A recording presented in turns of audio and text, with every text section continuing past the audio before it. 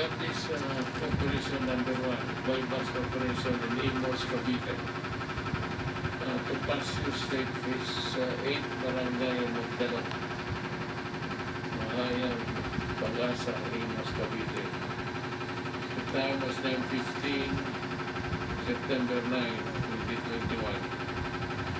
The operating units, PDEA, and the Armed Forces of the Philippines, together with the Bureau of Customs. Hindi ko na kailangan enumerate trabaho nila yan. So, you're the next slide. Arrested was Danny Nicoleta Berbante, 45 years old, in Cavite.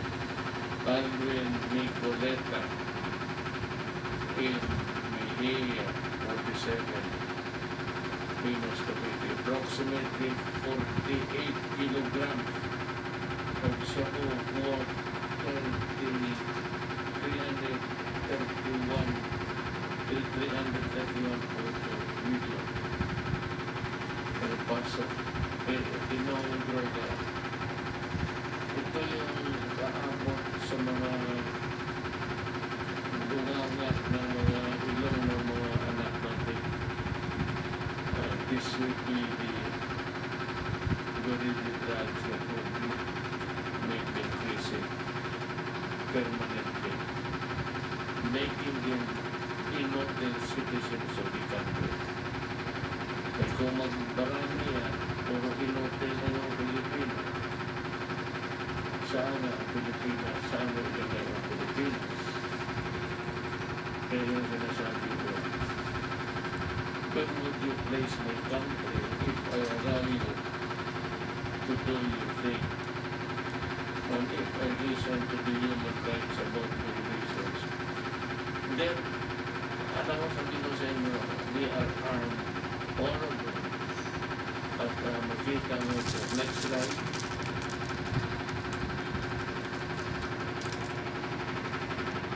Senado.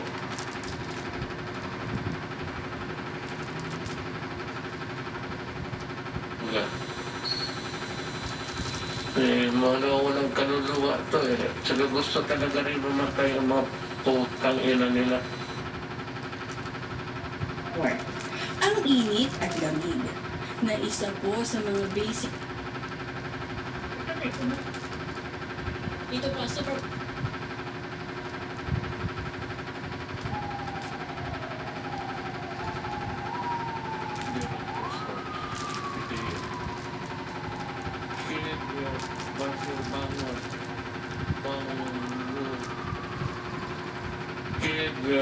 Basir Bangon, Panggugat, 59 years old, Cagayan de Oro City. Cagayan de Oro is just about a few kilometers from Marawi. A top-level drug personality with direct contact with the Chinese syndicate. His main market was the areas of Visayas and Mindanao. Then Calino Antanan with Tampogaw, Las Marinas, Cavite. Kita mo yung 1 kilo of suspected shabu subject to bypass worth 600. 180 kilograms of suspected shabu possession worth 1.24 billion. Bilyones na kasi ngayon you would notice that it is seldom mentioned that the drugs are worth about so many millions. Billions na ngayon ang pinag-usapan. So, millions ang tatamaan ito. During the time of Shabu, that's the last accurate count, there were about 1,400,000 Filipinos already ay may tama na sa Shabu. And all are useless human beings.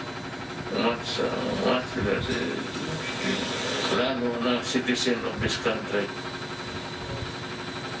So, next slide. Kaya, pag-aralan ninyo yung mabuti. Kayong mga gusto talaga. Do not give me that shit about human rights. Yun ang gusto ninyo. Yan ang ibigay ko sa inyo.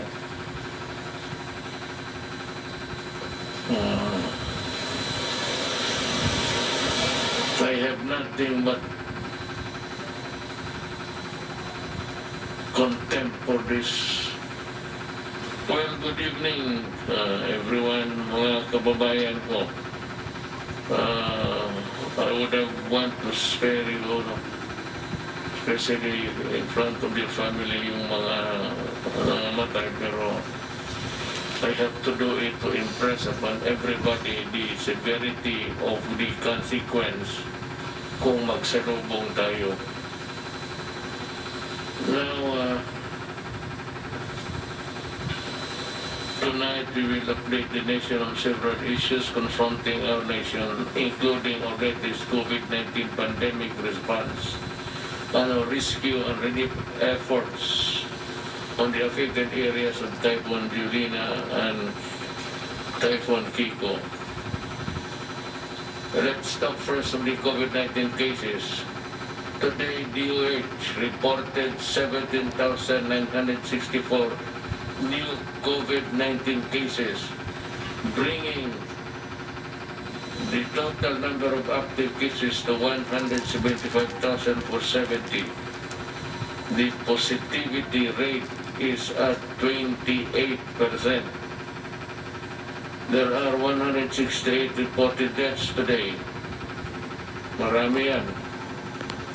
The total number of deaths is now sa Pilipinas namatay 34,899 or 1.6 of the total cases. Alam mo,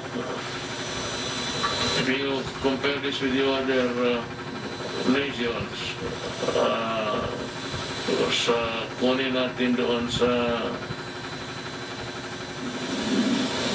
number of population, medyo mababa tayo sa ratio. DOH has reported 9,067 new recoveries, around 90% or 1,969,401 million already recovered since last year. To inform the nation about the typhoons Julina and Kiko at ano ang nangyari. I call on Secretary Alan to give us the report. Good evening, Mr. President. I will now present the situation update in connection with Typhoon Julina and Typhoon Kiko. Next slide, please. Sure, Mr. President, the three weather systems being monitored by Pagasa. First, of course, Tropical Storm Julina, which is now outside of the Philippine area of responsibility after crossing Eastern Visayas, Mimaropa, and Calabarzon towards the Western Philippine Sea. The focus now of our monitoring is Typhoon Kiko, which as of 5 o'clock this afternoon was at 190 kilometers east of Cagayan, with a strength of about 215 kilometers per hour, with center and gustiness of about 265 kilometers per hour. There is another weather system northeast of Typhoon Kiko, and that is a low pressure area in this location. Next slide. Now first on the updates on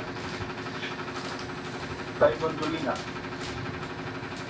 It was first detected as a low pressure area east of Surigao at 2 o'clock in the morning of last Monday, September 6th. And that same day, that same morning, it developed into a tropical depression. and intensified further that same day to a typhoon. So, several stages of intensification in just one day. It made landfalls, 7 landfalls in all in Eastern Visayas, Mimaropa, and Calabarzon from 6 September to 8 September. And as of last night, it exited the Philippine area of responsibility and was then a severe tropical storm. Next slide.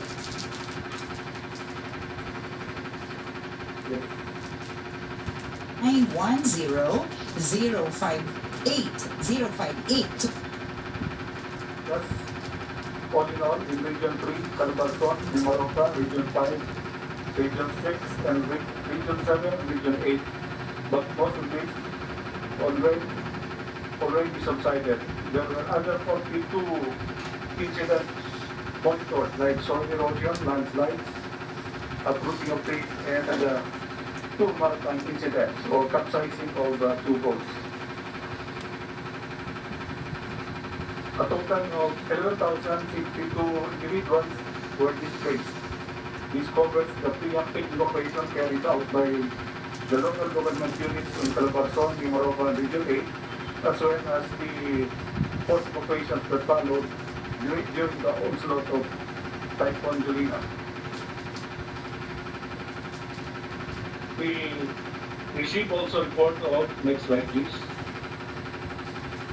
14 deaths, 7 missing, and 20 injured.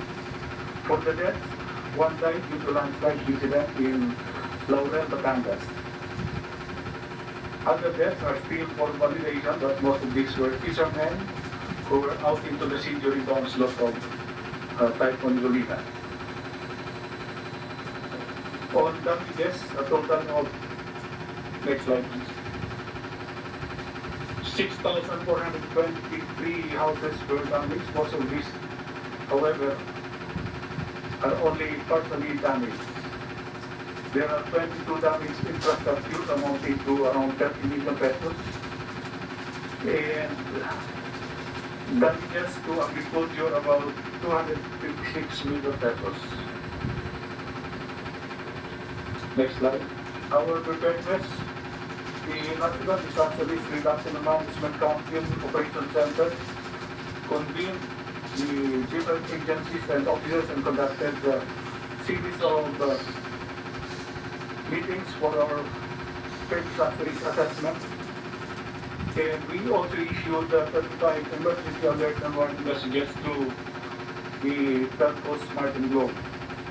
All national line agencies monitored and were placed on standby in the event of escalation of responses. There were also preparedness measures carried out by the Regional Disaster Risk Reduction Management Councils of Region 8, Mimaropa, Calabarzon, NCR, Region 5, and Central Zone. The local government units likewise carried out their pre-disaster risk assessment meetings, conducted preemptive evacuations and rescue operations, and they were also in the forefront in catering to the needs of affected populations or in the management of evacuation centers. These are some of the pictures during the disaster responses in connection with Typhoon Julina. As most of the evacuees have come back to their respective homes by now, the focus is on the search and rescue for the 7 missing individuals, the provision of support to those still in evacuation centers, replenishment of relief goods well used by the FWD, and clearing operations. So that is our update in connection with Typhoon Julina, Mr. President, and on to the updates on Typhoon Tito.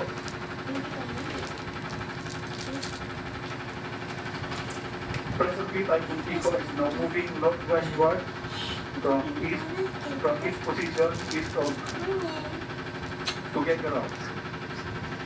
If Shown the timelines describing the development of vehicle from its entry into the Philippine area of responsibility on September 7. Chicken rice. What you want? And as of 5 o'clock this afternoon, based on the tropical cyclone bulletin number 15 of Pagasa, Typhoon Ito was located at 190 kilometers east of the capital city, Cagayan. Its maximum sustained wind is at 215 kilometers per hour, which is 10 kilometers per hour short of the super typhoon category. But its gustiness is at 265 kilometers per hour, which is already at a super typhoon category. It is moving at 15 kilometers per hour to the direction of the northwest. And at 6:20 this afternoon, Pagasa raised tropical cyclone warning signal number 4 for Babuyan Island, Cagayan, which is second to the highest of our typhoon signals. And at 8:20 this evening, an orange rainfall heavy alert for intense rain was released over Cagayan province. Based on the predictive analytics by DSWD, using Pagasa's data on rainfall, around 746,000 individuals are projected to be affected by Typhoon Pico in the next 72 hours. These areas include also areas in Mindanao which will experience heavy rains due to Typhoon Pico. Next slide, please. Next slide. Shown are our preparedness for Typhoon Pico. The meetings we conducted at the Operation Center of the MDRMC, the release of alerts and advisories, and the preparedness measures of the national line agencies. We also conducted emergency meeting this afternoon, focusing on the updates from Region 2, which is the region nearest to the center of the front of Typhoon Pico. Next slide. This is our monitoring of the dam situation, and Mangat Dam, which contributed to the flooding last year in Cagayan Valley, is still at 4 meters below its speed level. Bonton Bridge in Tuguegarao City likewise is at 2.5 meters level. Its alarm level is at 8 meters and critical level is 11 meters. So that means that it looks like we have no risk of flooding in Cagayan River due to Typhoon Pico. The other dam levels are also shown. Ambuklaw in Benguet is also below its speed level. Should it spill water, it will flow into Binga Dam, which is likewise still at below speeding level. But should it spill, its water will feed into the San Roque Dam in Pangasinan, which is still 17 meters below its speeding level. Next slide, please. Shown are the preparedness measures of the Office of Civil Defense as well as their regional disaster risk reduction management council. Region 2, through DSWD, raised 20,000 plus family food tax and started today the carrying out of preemptive evacuations in Cagayan and Isabela. And likewise, preposition heavy equipment and teams for clearing and availability of PPEs in evacuation centers. The other regions, Region 1, Region 3, and Cordillera, their preparation is more on readiness of logistics, since there is still no need for carrying out preemptive evacuation in their areas. So, next slide please. So that ends my presentation, Mr. President, on updates on the situation in connection with Typhoon Dulina and Typhoon Pico. Thank you. Thank you, General Hallet. At this point, let's talk about education. And I'd like to call on Secretary Briones to report on DepEd and what's happening in the department. Good evening, Mr. President. Good evening, fellow members of the Cabinet, as well as the Filipino people. We want to give a summary of our 5-year gains in the fight for accessible and quality education. During the past 5 years, Mr. President, we have continually addressed the challenge of quality in basic education.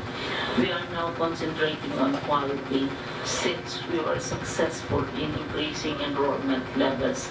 So it's not quantity alone, but quality as well. Under our program of Sulong Educalidad, we reviewed the curriculum, but before we required more than 15,000 learning competencies, and each were reduced to 5,000. In the light of the pandemic, Mr. President, we all know that where there are good students, well-performing learners, there should be good teachers as well. There will be good teachers and we will have good learners. And so we are transforming the National Educators Academy of the Philippines. We are also continuously consulting with a broad range of stakeholders, which we call the Education Forum, which gives us advice on many things relative to education. The gains, next please. The gains in education, Mr. President, were made possible because of the very high level of support and commitment that your administration has given to education right from the beginning. When you assumed in 2016, Mr. President, you increased our budget by 31% from 2015, which is very, very significant. And at present, our budget stands at 595 billion pesos, which constitutes a significant portion of our national budget as provided for by the Constitution. Next, please. What is important, Mr. President, is how we utilize the budget and the funds which are made available to us. In the year 2015, just before you assumed office, Mr. President, we had implemented 88% budget utilization. At present, for the year 2020, your budget utilization rate is 96%, which means that we have as much as possible utilized the funds that you have given to us through the national budget from 88 to 96%. Next, please. Mr. President, insofar as the enrollment is concerned, as I said, we first concentrated on quantity. We recorded an 8.45% increase in enrollment from 24.92 million learners to 27 million learners in 2019. And despite the pandemic, Mr. President, we managed an enrollment of 26.23 million students for this year, which is 97% of pre-pandemic. And considering all the different varieties of viruses which has plagued our system, including education, it's quite significant that our enrollment levels are still high. Next, please. We also have invested the funds that you have given to us through our budget in improving the learning environment. We have built the funds which you provided 150,149 new classrooms compared to the period of 2010 to 2016 of 118,000. We have built technical and vocational laboratories of 12,786 compared to 147 which were built during the same period of 2010 and 2016. We have repaired and rehabilitated classrooms, 103,548 vis-a-vis the previous period of 35,804. And since we believe and we protect our heritage schools, we have rebuilt with the funds that you have given us 588 Gabaldon heritage schools. These are the very old schools, perhaps during your mother's time. From 53, the previous administration, to 588 Gabaldon schools restored. And we have also benefited 2.1 million average of beneficiaries.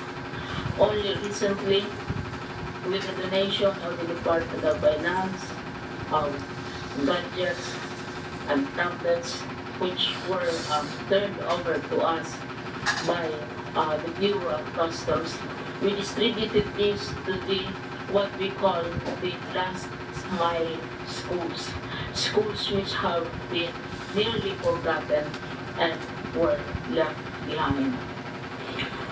Next, please. We are also reaching more out of school young people. You have always opened your heart to learners who don't have the opportunity to study and to pursue education. And so our enrollment, for example, Mr. President, for the equivalent of 5 years compared to the previous 5 years is 57% higher than past administrations. In spite of all the challenges of pandemics and viruses and various controversies.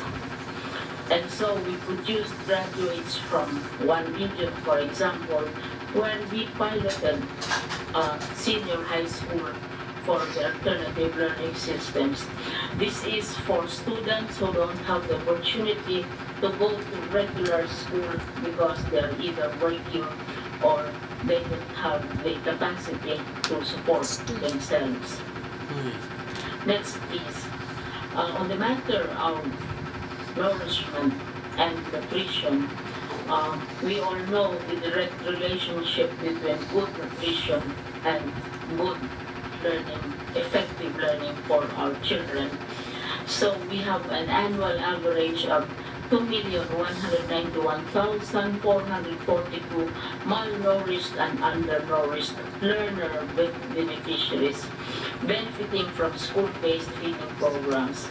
Right now, we have projects with agencies, for example, like the Department of Agriculture, to provide milk and bread for learners who are malnourished and undernourished. Our ideal and our ambition, our dream, Mr. President, that we don't distinguish between and among malnourished and undernourished. All children should be fed when they go to school, as they are fed also in other countries. Next, please. We have distributed 55,151 ICT internet packages which were delivered for the past 5 years. And as I have said, we immediately distributed donations from the Department of Finance and other partners for advancing our journey towards the digital age. Personally, Mr. President, I would like to lessen our dependence on materials which are made out of paper, because with trigger floods we require the killing of forests, etc., etc. And usually these materials are more expensive compared to ICT. And we are grateful Fish mash. Department of Finance has donated twice already customs. And we are hoping that they will catch more, more smugglers for the benefit of our learners. And we have also been negotiating with our multilateral partners like Asian Development Bank for the provision, Mr. President, of radios and other means of teaching and learning for our students, because there are places where you don't have connectivity, and we use radios and they're very interesting for our children. We also have improved the ratio. We are always told time and again, Mr. President, that you have classes with 70 or 80 kids and one teacher. This is not true anymore. In 2016, when you started, we brought down the number of students per classroom to 32 per class. And in 2020, we brought down the number to 28 learners per class, instead of the usual dramatics about 60 to 70 or 80 kids per classroom. Most important, Mr. President, next please, in our fight for access and quality, next please, for our teachers, we consider them our heroes. And I have shown this chart before. Please, next chart, please. This one. It's very interesting, Mr. President. When you came in 2016, a teacher one who is at the lowest level of teaching, earned 19,077. At this time, basic salary to Mr. President, he or she is earning 23,877 under your administration, Mr. President. By the time you end your administration in 2022, the lowest salary rate of a teacher, lowest rate is 25,439, and not the pittance which has also been described by various sources. So by the end of your term, first we started the highest level for a teacher, Mr. President. Perhaps your mother was a master teacher, but she was even higher than this. When you came in, the salary of the highest teacher grade was 43,000. Now, the salary of the highest teacher grade is 60,901. Very, very much higher than my salary when I was a full professor at the University of the Philippines and an emeritus professor. 60,000. And by 2022, when you finish your term, your highest teacher, which is master teacher 4, will be at 62,449 basic salary, Mr. President. Now, in addition to the basic salaries which you have generously provided, because all of us love our teachers, you have other allowances which our teachers earn, like the personal economic relief allowance. This is 2,000 pesos, Mr. President. The clothing allowance of 6,000 pesos. Before, Mr. President, we gave uniforms ready-made or clothes to be made into uniforms. Now we give them money. They have a choice. We give them 6,000.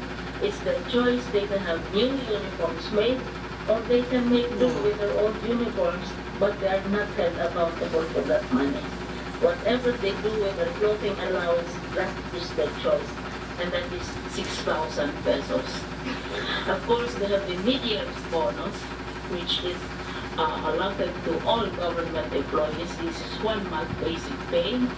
Then you have the special hardship allowance for those who are in more difficult circumstances. This is 25% of the annual basic salary, 1/4. Then you have the honoraria for teaching overload.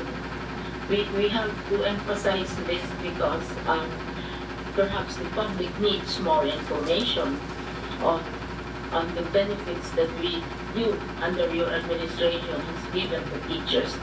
This is a maximum of 25% of basic salary. I wish cabinet members will also get 25% of their basic salary in this day after 12 midnight attending IATF meetings. And then, most wonderful of all, and Senator Bong has been instrumental here, is the World Teachers Day incentive, which is 1,000 pesos per teacher. Every year we celebrate Global Teachers Day. The entire world pays tribute to the teacher, but ours is different because we give money, we give cash awards to our teachers, all of them. And while 1,000 seems small, you signed and you approved 910 million for this particular benefit alone for the teacher, a very huge chunk of our budget. And that is how we have always loved teachers. And then we have the 1 month basic pay of the employee as well, plus the usual representation allowance and transportation allowance. And then you have this is called the step increment due to length of service. The longer you stay in government or in the Department of Education, for every 3 years of continuous service, you are promoted 1 step. And this is part of the 3-page list of benefits.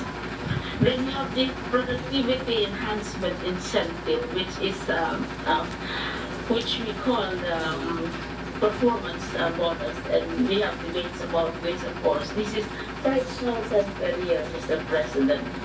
And then the cash gift of 5,000 again, Mr. President. And then for those who specialize in teaching science and mathematics, they have free salary step increments if they specialize in mathematics and science, because we are moving into the digital age. Furthermore, Mr. President, and it's a very long list, I'm sorry to bore you, it's a long list of money for our teachers. Loyalty cash incentive, 1,000 pesos for every year of service. Cash allowance subject to special provisions of the GAA, 5,000 pesos per year.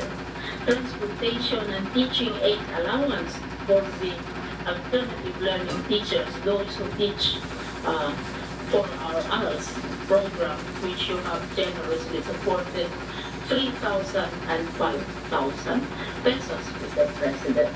So we have 3 pages of benefits which our teachers right now are enjoying. And then we also have been proposing additional teaching positions for the teachers. Before, Mr. President, the highest level of teaching is for a teacher is teacher 3, and then the next would already be master teacher 1, 2, 3, 4.